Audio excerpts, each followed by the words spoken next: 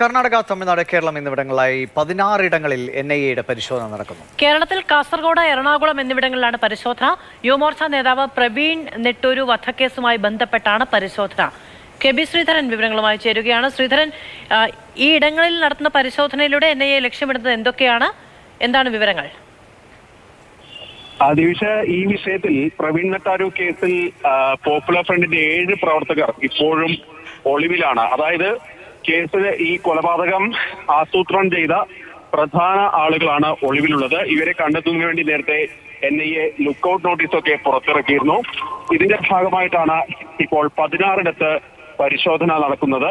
അതും കേരളത്തിൽ കാസർഗോഡും എറണാകുളത്തെ ഇടപ്പള്ളിയിലുമാണ് പരിശോധന നടക്കുന്നതെന്നാണ് വിവരം. കർണാടകയിലെ വിവിധ ലൊക്കേഷനുകളിൽ മംഗലാപുരം മേഖലയിൽ ദക്ഷിണ കന്നഡ ജില്ലയിൽ ഉൾപ്പെടെ പരിശോധന നടക്കുന്നുണ്ട്.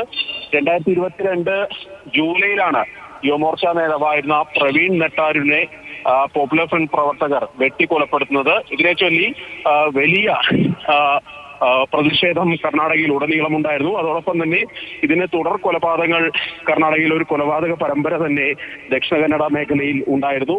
ഏതായാലും ഈ കേസ് NIA ഏറ്റെടുത്ത ശേഷം 14 പ്രതികളെ ഇതിനോടകം അറസ്റ്റ് ചെയ്തിരുന്നു. ഇതിൽ മുഖ്യ പ്രതികളായിട്ടുള്ള 7 പേർക്ക് വേണ്ടിയുള്ള തിരച്ചിലാണ് ഇപ്പോൾ പുരോഗമിച്ചുകൊണ്ടിരിക്കുന്നത്. ശരി, KB ശ്രീധരനാണ് വിവരങ്ങൾ നൽകിയത്.